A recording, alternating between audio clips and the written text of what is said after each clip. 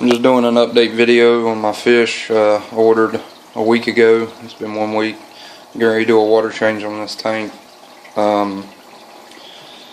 There's 18 fish in here total. There's 6 Cenotilapia haras. There's 6 Cenotilapia jala reefs. And there's 6 Labidochromis hongis or hongis. Everybody's doing good. I had one whenever which was right there that wasn't doing so good when I got them in. The tail was chewed off, the fins were chewed up, looked really rough, and it's actually pulled through, started eating, looking a lot better. Everybody's looking really good.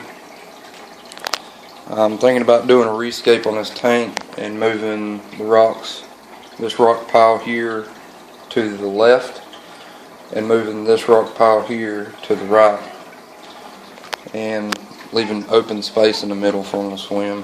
There'll just be 2 rock piles on either side of the tank.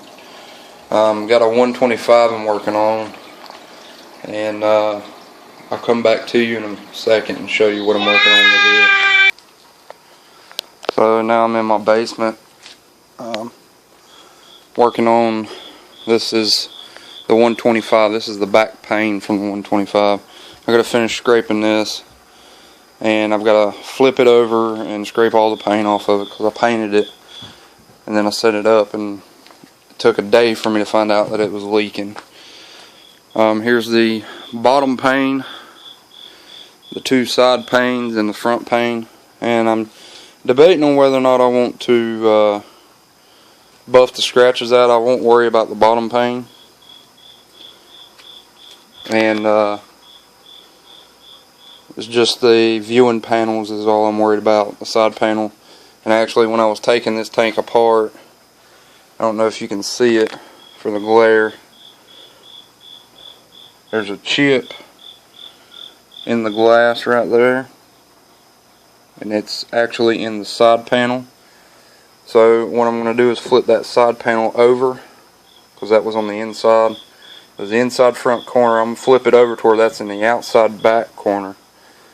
And I still got a little bit of work to do on these panels. The side panels I haven't even completely scraped yet.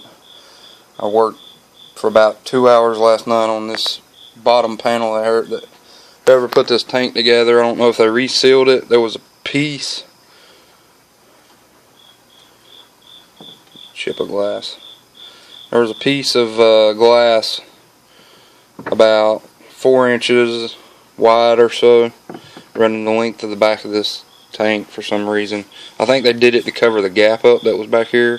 It was like an 1/4 inch gap, you know, but the front gap wasn't that big. So what I'm trying to do is split the difference and make it, you know, because usually in aquariums, when they put them together in a factory, there's pretty good sized gaps, you know, in the bottoms. My 55, there's at least a 3/16 or bigger gap all the way around for some, you know, maybe they cut the piece wrong or something. But now that this is apart, you can really see the flaws in the glass. You know, this isn't a square cut. I don't know if how they cut this glass, because this is thick glass. I'm not quite sure on the thickness. I do believe it's either 1/2 inch or 3/4. It's pretty thick panels.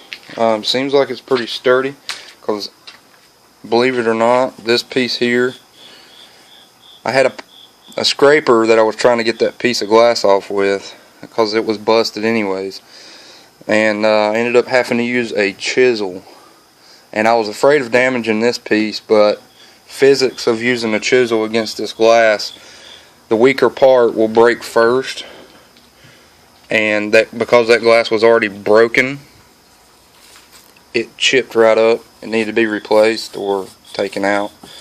You know, if I have to, I'll use some kind of filler back here or something. And there's what's left of the glass that I chipped off. Yeah, there was a lot of glass fragments. But that's what I'm working on. Don't know if I'm gonna buff the scratches out, or like to, because there's some pretty bad places in this glass. Like right here, you can't really see it that good, but there's like it's like where something rubbed against the glass or something and scratched the glass there. And this is the side panel. This is at the top, and the front pane has some scratches in it. The back pane has some big scratches in it. The cut you've seen on my finger there, don't use plastic scrapers. Use these scrapers. The blade won't come out. I was using a plastic scraper to cut along the seams, and because the tolerance was so tight, the plastic scraper cut loose, come free of the blade, and actually the back of the blade is what cut my finger, not the front of the blade. But that's what I'm looking at. Hopefully I'll have this up and running within a few weeks. I'm excited to see it up and running. This is a big tank, 6 foot long, 18 inches deep, and 2 foot tall. Biggest tank I've ever had. It's 125 gallons. I can't wait to get it back up and running and put the fish in it and see what they look like. My mess of a basement. My other African cichlids are over here, and everybody seems to be doing alright. I lost 3 after I moved them into this tank, and I've got one right there on top of that rock. It's kind of odd colored. That's supposed to be a cobalt blue. I think it's going to be alright, but I'm not sure. That's my other 55. But I lost 3 total. My Manigan cichlids died, both of them, and my little red zebra died. And the only thing I can deduce from what happened was put them in here, and this tank hadn't been set up and running for a while, and I didn't let it cycle. I thought adding some of the tank water they were in would help seed the tank, and I believe they got ammonia poisoning from it. I did a few water changes and it straightened them out. The ones that died, and the ones that weren't going to die stayed alive.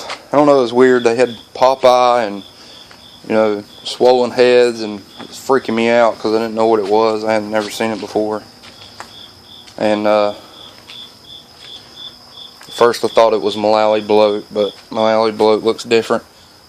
I do think there's a couple over there that have Malawi bloat. But anyhow, this is my project I'm working on. Please leave comments below.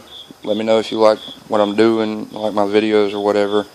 I'm excited about the fish I've got upstairs. I really want to put this tank upstairs where the 75's sitting, and move the 75 back down here in the basement. I have to build a stand for this tank because that is the stand that came with it for $100, and I don't think that stand can hold that tank. It's just in water weight, not even the glass weight. With the tank assembled together, the tank weighs close to 200 pounds. And then you add in the water weight of 125 gallons roughly. That's 1,200 pounds or so.